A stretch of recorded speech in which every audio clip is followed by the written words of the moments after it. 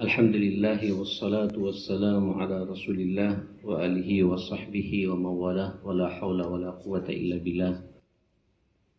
Ya ayyuhalladzina amanu taqullaha haqqa tuqatih wa la tamutunna illa wa antum muslimun. Rabbi shrah li sadri wa yassir li amri wahlul 'uqdatam min lisani yafqahu qawli. Subhanaka la ilma lana illa ma 'allamtana innaka antal alimul hakim wa tub 'alaina innaka antat tawwabur rahim. Bismillah tawakkaltu 'ala Allah wa la haula wa la quwwata illa billah. Kita lanjut tentang al-qardu wad dain, pinjam meminjam. Ya, karena kita umat manusia pasti dalam hidup ini ada keterkaitan komunikasi, hubungan untuk saling membutuhkan satu sama lain. Apakah pinjam meminjam masalah uang atau barang, ya, ini sangat diperbolehkan dan diatur oleh agama kita. Adab-adabnya kemarin kita sudah membahas, sudah merinci betapa salah satu yang perlu kita perhatikan dalam utang piutang ini untuk mencatat, ya, karena kita tidak tahu bagaimana ajal kita, supaya dicatat. Kalau sudah angkanya sangat tidak wajar, perlu melibatkan orang lain dalam pencatatan itu. Mungkin dalam komunikasi kita kenal dengan istilah notaris, ya, supaya jelas tidak terjadi fitnah di kemudian hari. Jemaah sekalian, saya katakan pada pertemuan yang lalu ada utang piutang dengan Allah Subhanahu wa taala. Sebenarnya ini bahasa Allah, Pak. Biar Allah memotivasi kita. Man dalladzi yuqridullaha qardan hasana fayudha'ifahu lahu adha'afan katsira. Wallahu yaqbid wa yabsut wa ilaihi turja'un. Maka barang siapa yang meminjamkan kepada Allah dengan pinjaman yang baik, artinya menafkahkan. Jadi sebenarnya kalau apa yang kita nafkahkan itu uang yang kita belanjakan, yang kita berikan, berarti kita sedang meminjamkan kepada Allah. Meminjamkan kemudian jadi masjid, jadi asrama anak yatim, ya, dan berbagai macam pinjaman kepada Allah. Allah mengatakan fayudha'ifahu lahu adha'afan katsira. Allah akan melipat gandakan pada orang itu dengan pelipat gandaan yang banyak. Ingat, Allah wallahu yaqbid, Allah yang menahan rezeki manusia, wa yubsid, Allah pula yang melancarkan rezeki manusia. Dan ujung-ujungnya wa ilaihi turja'un, kepada Allah kita akan dikembalikan. Antar manusia, Allah mengatakan juga dalam surat Al-Baqarah ayat 280, wa in kana dzu usratin fanadiratun ila maisarah wa antasaddaqu khairul lakum in kuntum ta'lamun. Saya menyampaikan pada pertemuan yang lalu bahwa meminjam itu sifatnya menolong. Jadi sampean jangan sampai punya harapan meminjam nanti berharap balasan lebih banyak lagi. Kalau berharap balasan lebih banyak lagi itu riba nanti, jemaah sekalian. Minjamkan uang pada seseorang 1 juta, mudah-mudahan nanti dikembalikan 1.100.000. Ya, kalau nggak dikembalikan merungut kita, Pak. Itu kita nggak dapat pahala. Ya, tapi kalau kita pinjamkan uang 1 juta, catat, Pak, berapa lama ya, akhi? Insya Allah 1 bulan. Kita tunggu 1 bulan karena niatnya untuk bantu. Ya, ada 1 bulan, alhamdulillah, tidak ada, tanyakan. Jangan kita diam, Pak. Sudah lewat waktunya 1 bulan. Iya, Pak, masih belum kayaknya. Kapan? Seminggu? 2 minggu? Tolong saya kasih waktu 2 minggu. Saya tunggu. Karena niatnya bantu. Ya, niatnya bantu. Tapi kalau niat selain itu, Pak, berarti sampean bank yang berjalan. Nah, itu namanya apa? Rentenir, Pak. Ya, rentenir. Biasanya orang kayak gitu di mana? Di dompetnya banyak meteran 6 ribuan tuh, Pak. Nah, itu yang jahat itu, jemaah sekalian, tidak benar itu, jemaah sekalian. Nah, ternyata nanti 1 bulan datang Pak yang bersangkutan. Alhamdulillah saya sudah bisa. Bahkan sebelum 1 bulan sudah datang Pak mengembalikan. Alhamdulillah, saya dapat rezeki. Kita dikasih Pak, dikembalikan 1 juta. Ya akhi, uang yang saya pinjam kemarin ini, alhamdulillah saya dapat untung, banyak lagi untungnya. Kita berbagi ya. Terima itu Pak, itu bukan bunga itu. Karena sebelumnya tidak ada perjanjian sama sekali. Tidak dikasih juga tidak apa-apa, karena niatnya bantu. Dikasih, ya alhamdulillah. Ya, kalau di zaman Nabi kadang-kadang nanti dikasihnya Pak tidak berupa uang, tapi berupa roti, Pak ya. Sebagai ucapan terima kasih atas bantuannya. Nasi kebuli gitu ya. Ya, atau apa? Tapi jangan sampai berharap setiap minjamkan uang mudah-mudahan nanti pulang kembali dapat nasi kebuli gitu. Ya tidak benar. Hilang pahalanya nanti jemaah kalian. Ya, bahkan Allah mengatakan wa in kana dzu usratin fanadiratun ila maisarah. Kalau kamu mendapatkan orang yang minjam uangmu itu orang yang memang dzu usrah, memang lagi bermasalah secara keuangan, susah. Ya. Ya, fanadiratun, tunggulah dan mudahkan dia ya. Wa anta saddaqu, kalau kemudian kalian sedekahkan, ya memang itu khairul lakum, baik bagi dia.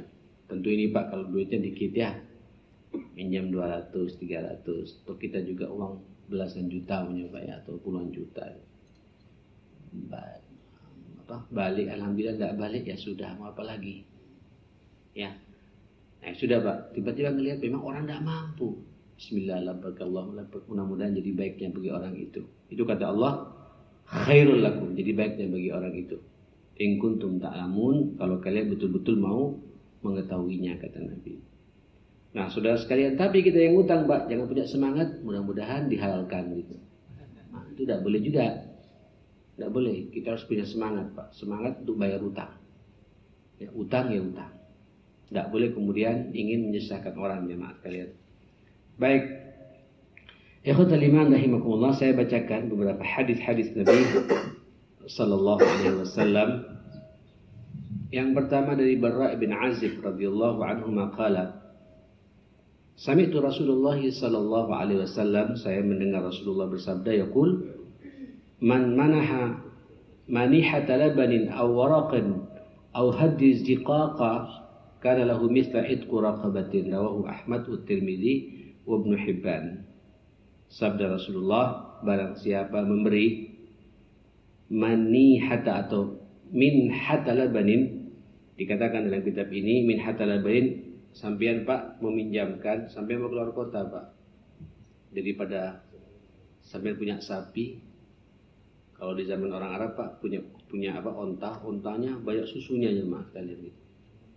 Ya, daripada saya tinggal, saya tahu tetangga saya butuh gitu, terus sampean memberikan, ya, baik atau kambing diberikan kepadanya, hatta yantafi'u bi labaniha, ya, kemudian dia bisa mendapatkan manfaat dari apa, dari air susunya.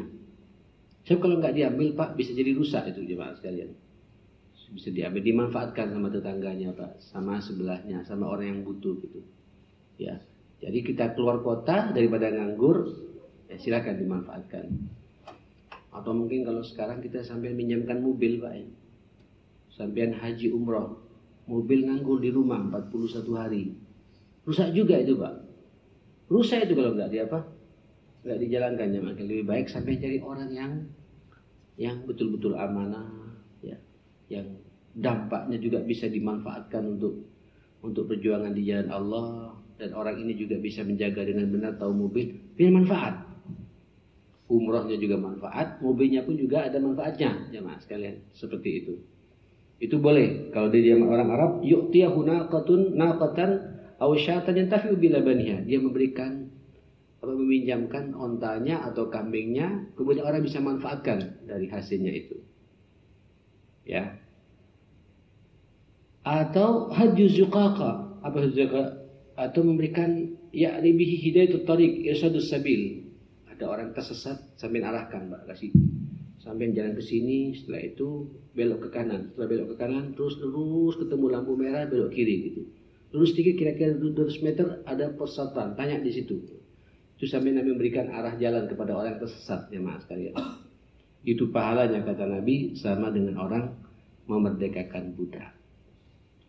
Masya Allah. Sekarang tidak ada orang merdekakan budak ya. Itu Pak, orang merdekakan pahalanya jelas surganya Pak dari Allah Subhanahu wa taala nanti pada hari kiamat gitu. Rawahu Ahmad. Oleh karenanya ya akhi, kalau antum merasa di rumah ada hal-hal yang nganggur-nganggur, Pak. Televisi di rumah ada 6 ya, Pak. Umpamanya gitu. Karena masing-masing kamar ada televisinya, Pak. Nggak dipakai, nganggur. Buat apa gitu? Ya, tapi kalau televisi tidak sampai maksiat orang, Pak ya. Jual saja lebih enak kalau televisi, Pak ya. Jual saja, Pak. Uangnya kemudian dipinjamkan sama orang gitu ya. Apa yang contoh-contoh yang motor, Pak, motor di rumah motor ada 3, nggak dipakai, Pak. Anak sudah kerja semua jamaah sekalian di rumah sama istri, motor 3, masa mau pakai motor 3 jamaah sekalian? Paling dipakai 1. Yang 2 itu pinjamkan sama orang yang membutuhkan.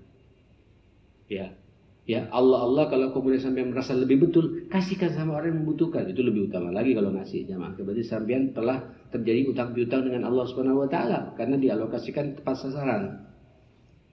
Di masjid saja berapa Pak Subhan masjid? Ada 2 sebenarnya. Orang ngasih motor gratis untuk sarana transportasinya marbot masjid, Pak. Ada orang ngasih ya, untuk jemput apa segala macam ya, mau belanja untuk keperluan masjid, ada orang ngasih. Itu jelas motor itu akan dibawa sampai ke surganya Allah Subhanahu wa taala. Nah, itu namanya utang piutangnya dengan Allah Subhanahu wa taala yang seperti itu. Baik. Jamaah sekalian rahimakumullah, Allahu akbar. Ini hadis muttafaqun alaih, menarik dari sahabat Hudzaifah ibn Yaman radhiyallahu anhu qala Rasulullah sallallahu alaihi wasallam talaqqatil malaikatu ruha rajulin min qibalikum. Malaikat, Pak, ketika dia di Lauhil Mahfuz itu, roh manusia ketika dicabutkan balik, Pak ya. Terus berjumpa dengan malaikat, rohnya seseorang katanya, Pak, dari orang sebelum kamu, kata Nabi. Faqalu, malaikat nanya, Pak, kepada orang ini, amilta min khairi syai'a? Ente di dunia pernah enggak beramal saleh? Beramal kebaikan di dunia gitu. Mikir orang ini, Pak, memang orang ini orang bejat. Tak pernah salat, tak pernah tahajud. Mabuk kerjaannya, pokoknya maksiat gitu. Qala la. Pasrah sudah orang ini, Pak. Enggak gitu. Qalu, kata malaikat, tadzakkar, coba ingat-ingat. Masa tidak pernah berbuat baik sedikit pun? Qala, ini Pak yang menarik. Kuntu udailun nas fa'amiru fatayani ayandurul mu'sirah fayatajawazu 'anil mu'sir. Qala Allahu tajawazu anhu. Allahu tajawazu. Allahu qala Allah tajawazu anhu. Jemaah sekalian, rupanya merenung, Pak. Makanya sampean jangan cepat-cepat memvonis orang-orang enggak karuan, Pak ya. Kadang-kadang ada amal saleh yang diterima oleh Allah Subhanahu wa taala. Apa salah satunya dikatakan? Dia merenung. Memang saya dulu suka utang meminjamkan, suka meminjamkan barang, kata dia. Ya. Saya perintahkan anak-anakku untuk melihat orang-orang yang tidak mampu. Bagi orang-orang yang tidak mampu, ya tajawwazu 'anil mu'sir. Mudahkan. Mampu bayar, tak mampu ya sudah. Tapi yang mampu kejar. Tapi tidak mampu halalkan, kira-kira begitu ya, Pak. Qala Allah, aku diutus oleh Allah secara khusus menemui engkau gitu.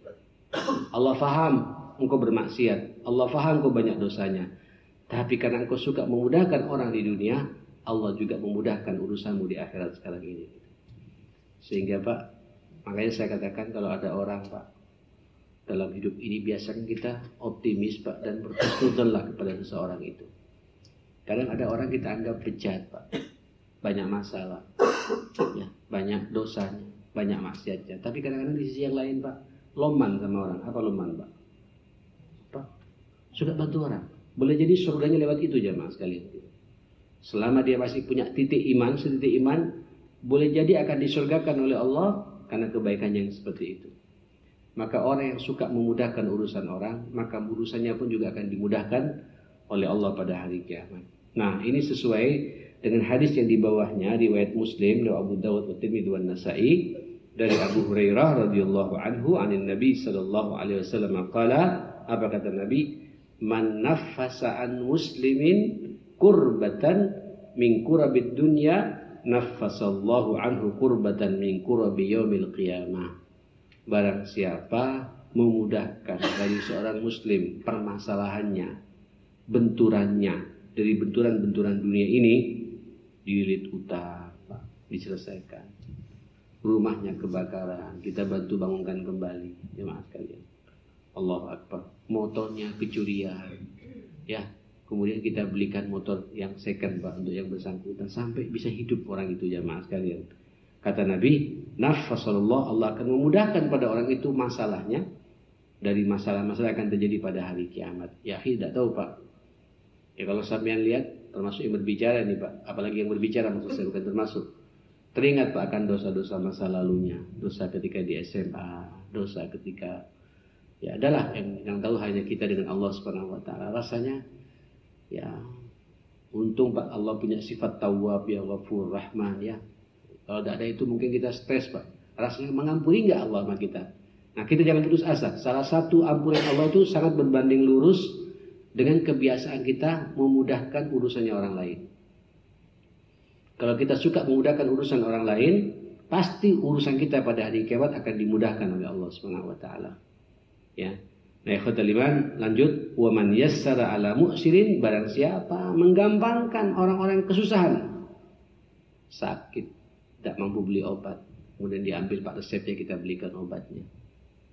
Sakit, masuk rumah sakit saatnya pulang tapi tidak bisa keluar, Pak. Kenapa? Belum bayar administrasi rumah sakitnya. Kita tuntaskan administrasi rumah sakitnya. Ada orang, Pak, anaknya nganggur di rumah terus. Kenapa? Ternyata tidak sekolah. Kenapa tidak sekolah? Belum bayar SPP-nya berbulan-bulan. Kita tutup SPP-nya, Pak, 1 tahun penuh gitu. Allahu Akbar. Ini kata Nabi, yassarallahu alaihi fid dunya wal akhirah. Orang-orang kayak gitu, jemaah sekalian, dimudahkan urusannya bukan hanya di akhirat, Pak. Dunia dan akhirat semua urusannya akan dimudahkan oleh Allah Subhanahu wa taala. Allahu Akbar. Terakhir, wa man satara al muslimin ala muslimin fid dunya satarahu Allahu alaihi fid dunya wal akhirah. Orang yang nutup aib saudaranya, ya Allah. Pak, Ibu, tolong jangan dibiasakan kita gunjing orang, ya. Orang kalau gunjing orang berarti kan menciptakan aibnya orang, ya. Ya. Tata, Pak, jaga lisan kita, jaga mulut kita ini. Barang siapa menutup aib saudaranya sesama muslim, nanti aibnya di dunia dan di akhirat ditutup pula oleh Allah Subhanahu wa taala. Coba Pak, Bapak Ibu, ya. Kita ini sejak ini, Pak, tanya pada diri kita, siapa di antara kita yang tidak punya aib? Ayo. Tidak ada, Pak. Untung sama Allah ditutup aib kita ini. Sifat Allah yang maha sattar. Apa sattar ini, Pak? Zat yang maha menutupi aib hambanya, sattar. Ya, sattar itu namanya, Pak, zat yang penutup aibnya kita. Padahal kita tahu, Pak, kita punya aib. Ya, aib pernah berbohong, aib pernah kita maksiat, tidak ada yang ketahuan, Pak. Yang tahu cuma Allah saja, Pak. Aib. Jadi ingat, nanti pada hari kiamat itu akan dibuka oleh Allah. Tapi kalau kita suka hobi, Pak, menutup aibnya orang, tidak suka membicarakan aibnya orang, aib kita itu, Pak, akan ditutup oleh Allah dunia dan akhirat. Sampai tidak tahu saja, Pak, bagaimana aib kita ini, Pak, aib saya. Iya, yang tahu cuma saya pribadi dengan Allah. Maka untuk bisa menutupi aib saya ini, tidak ada jalan lain. Saya diwajibkan, wajib bagi saya untuk menutupi aibnya orang. Saya selalu mengatakan pada ibu-ibu yang suka curhat tentang suaminya, dia mereka dia membuka aib suaminya. Begitupun sebaliknya, mas-mas ini tidak kuat di kantor merengut terus gitu. Ketika ditanya sama teman, kenapa ya? Istriku. Loh, tanpa dia sadari, Pak, dia akan membuka aib istrinya sendiri, Pak. Aib dari orang tua anaknya sendiri, jemaah sekarang ini. Tutup rapat-rapat. Rapat-rapat. Ini aib pribadi keluarga saya, gitu. Jangan sampai saya buka. Gitu. Biar kita keluhkan sama Allah Subhanahu wa taala. Nanti aib kita dunia dan akhirat akan ditutup oleh Allah Subhanahu wa taala. Wallahu fi aunil abdi maka al-abdu fi auni akhi. Allah selalu membantu hambanya kalau hambanya suka membantu saudaranya. Ayo, Pak, kita saling bantu-membantu satu sama lain, ya. Tapi jangan hobi untuk dapat bantuan. Nyambung, ya? Bantu-membantu, tapi jangan berharap dapat bantuan orang, gitu. Nggak boleh, Pak. Ya, semangat kita semangat membantu. Perkara nanti dibantu sama orang, alhamdulillah, ya. Tapi jangan kemudian mudah-mudahan. dibantu sama orang. Tahu siapa? Minta sama Allah Subhanahu wa taala gitu. Dan biasakan kita pingin terlibat, pingin bantu orang. Dengan ketidakmampuan kita ini, Pak. Nanti Allah akan menggerakkan orang lain membantu kita. Allah Akbar. Terlalu banyak contoh-contoh seperti ini jamaah sekalian yang di lapangan. Ya, kalau orang hobi menservis orang. Anda lihat Pak, orang-orang yang hobi terima tamu itu Pak. Tidak semakin miskin. Semakin apa? Semakin makmur. Tamunya sehari mungkin sampai 10 kali Pak. Datang lagi. Ada yang datang curhat, ada yang datang nanti komplain, ada yang datang nanti bawa penyakit Pak. Ya, tahu bawa penyakit Pak? Datang untuk berobat Pak, mampir ke rumah kita. Bisa gak sambil senyum Pak? Tak gampang. Udah kayak gitu bawa anak cilik-cilik Pak. Pipis sana, pipis sini gitu. Waduh. Hah? Pernah sekali waktu saya dapat cerita tuh Pak ya. Anak kecil-kecil tidur di tempat di kasurnya spring bed Pak. Masya Allah. Kemudian tutup dengan supri agak tebal begini Pak. Terus anaknya bubuk situ Pak. Lupa.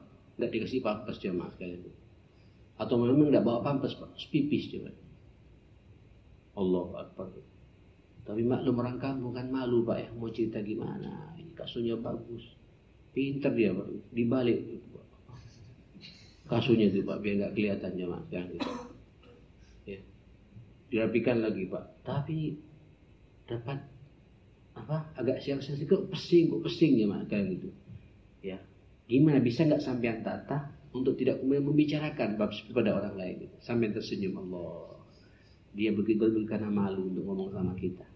Mau minta maaf juga sungkan sama kita. Udah Pak, balikin lagi Pak. Panggil pembantu kita, suruh jemur saja Pak. Apa namanya? Spring bednya. Kalau spring bednya segini enggak apa-apa. Oh, tebel begini Pak. Ngangkatnya itu Masya Allah. Ya. Baru capek jamaah kalian. Tapi itulah peluang-peluang pahala bagi kita. Karena kita sedang memudahkan. Nanti rasakan, sampai tidak ngomong sama orang, ya dinikmati saja. Terus nanti ada rezeki yang lain, Pak. Tiba-tiba besoknya Pak ada tamu, Masya Allah. Tamunya kebalikannya, Pak. Bawa apel 2 kilo. Kemudian bawa pisang dari mana itu Pak? Yang bagus-bagus. Tidak hanya itu Pak. Kemudian Masya Allah. Inna ma'al usri. Halo. Inna ma'al usri yusra. Wa inna ma'al usri yusra. Itulah hidup jemaah sekalian seperti itu. Yakin jemaah sekalian. Jadi kalau kita terbiasa membantu saudara kita, kita akan dibantu oleh Allah Subhanahu wa taala. Nah, seperti itu. Baik saudara-saudara sekalian, rahimakumullah, tidak hanya itu, kata Abu Hurairah riwayat Imam At-Tirmidzi, qala Rasulullah sallallahu alaihi wasallam, man anzara mu'siran, masyaallah, aw wada'a lahu adhallahu Allah yaumal qiyamati tahta dhilli 'arsyihi yauma la dhilla illa dhilluh. Barang siapa, Allahu Akbar, ya, memudahkan orang yang lagi susah, atau sambil menghalalkan Pak, menghalalkan orang yang lagi kesusahan, minjem sama kita. Ya, antum jangan kepikiran, ya, uang antum yang antum pinjam sama saya halalan gitu, Masya Allah. Dalam kondisi sakit Pak, saya jadi teringat ada seseorang, kemudian saya mencoba untuk bantu, saya pertemukan sama orang Pak, akhirnya keluar deal, apa namanya, utang Pak, karena dioperasi Pak. Waktu itu tahun 90-an ya Mas sekalian. Keluar angka belasan juta. Mahal juga itu ya. Mahal. Belasan juta. Udah. Kemudian sembuh Pak. Terus masuk lagi ya Mas sekalian. Masuk lagi. Kata dokter operasi yang satunya lagi gitu. Mikir Pak. Yang satu belum bayar. Terus sekarang harus operasi lagi gitu. Hanya jual rumah Pak. Jual rumah itu pun tidak bisa nutup itu juga. Mendatang Pak yang pertama kali minjamkan, ya akhi jangan kepikiran dengan uang saya, halal ya halal. Pak, saya jadi saksi Pak, orang yang mengatakan halal tadi itu sekarang bisnisnya semakin lancar Pak. Semakin berkembang ya Mas. Kenapa? Memudahkan orang yang lagi sedang apa? Sedang butuh ya Mas sekalian. Itu kata Nabi, awad'illahu. Nanti pada hari kiamat, adallahu yaumal qiyamati tahta dhilli arsyihi yauma la dhilla illa dhilluh. Nanti pada hari kiamat di padang mahsyar oleh Allah diberi naungan arasnya, di mana tidak ada naungan kecuali hanya naungannya Allah Subhanahu wa taala. Itu bagi orang-orang yang terbiasa membantu saudaranya seperti itu. Saudara, Tapi ingat Pak, bagi kita yang dikasih kemudahan seperti itu, ada teguran dari Nabi Sallallahu Alaihi Wasallam. Ini hadis riwayat Bukhari dari Abu Hurairah juga. Qala Rasulullah Sallallahu Alaihi Wasallam, man akhadha amwalan nasi yuridu adaha adallahu an.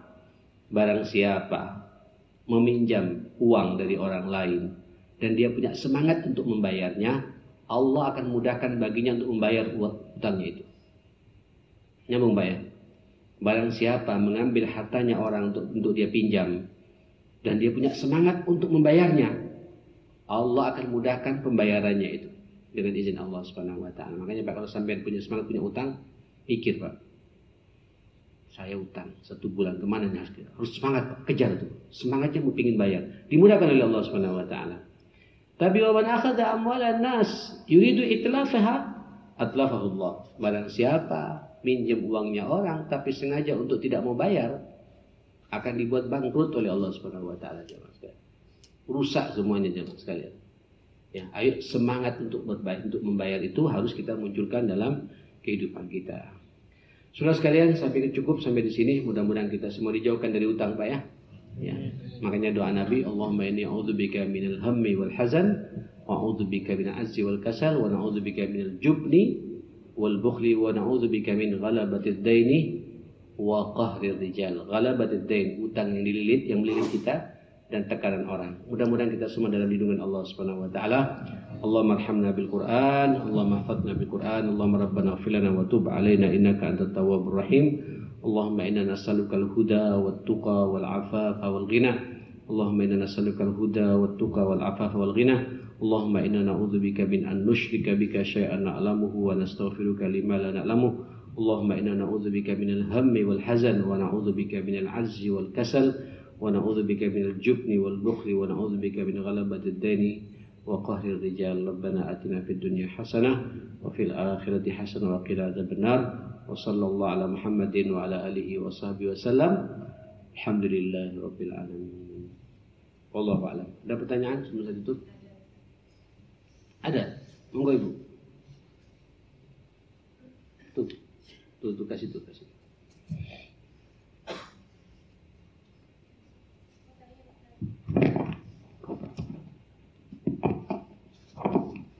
Ya. Terkait dengan utang piutang, misalnya kita memberikan pinjaman kepada orang pada kesepakatan yang sudah disepakati, pada waktunya yang bersangkutan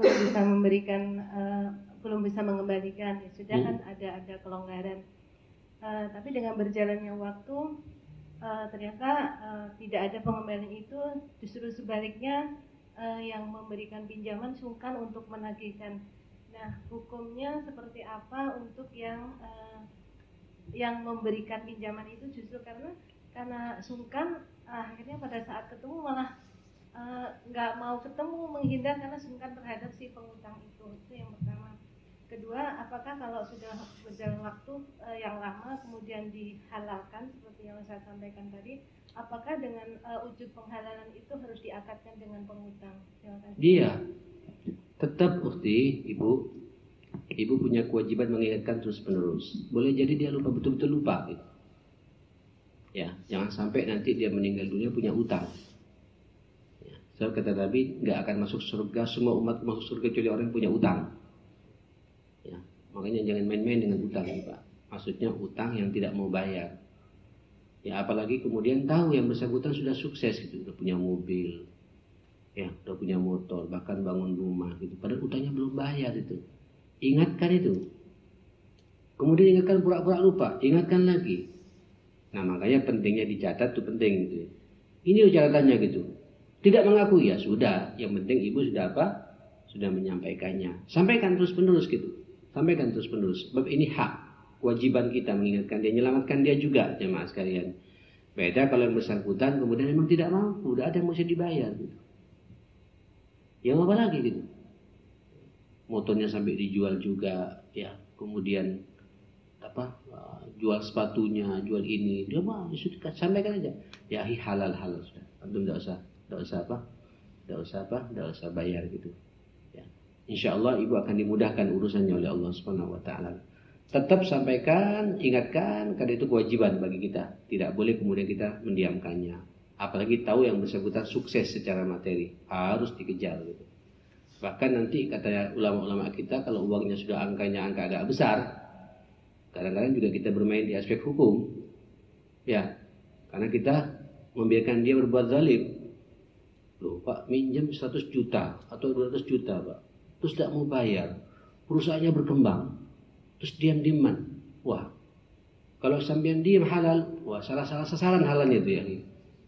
Salah sasaran. Oh, duitnya akeh, Pak. Miliaran. Terus dihalalkan. Salah itu. Tuntut itu. Ya, kejar orang itu gitu. Ya, sudah. Bahkan kalau mau dihalalkan, alokasikan saja ke masjid. Tolong uang saya ya ki, antum berikan ke masjid fulan, lagi bangun sekarang. Ini sekarang bukan hubungan dengan saya, tapi hubungannya dengan Allah Subhanahu wa taala. Itu kan aja biar dia lebih agak takut sedikit kan. Kalau memang niatnya untuk apa? Untuk dialokasikan di jalan Allah Subhanahu wa taala. Kira-kira begitu ya. Ada lagi? Oke, cukup ya. Udah waktunya istirahat, waktunya makan siang. Mudah-mudahan makannya barokah insyaallah ya. Subhanakallahumma bihamdik, asyhadu an la ilaha illa anta, astaghfiruka wa atubu ilaik. Saya mohon maaf. Assalamualaikum warahmatullahi wabarakatuh.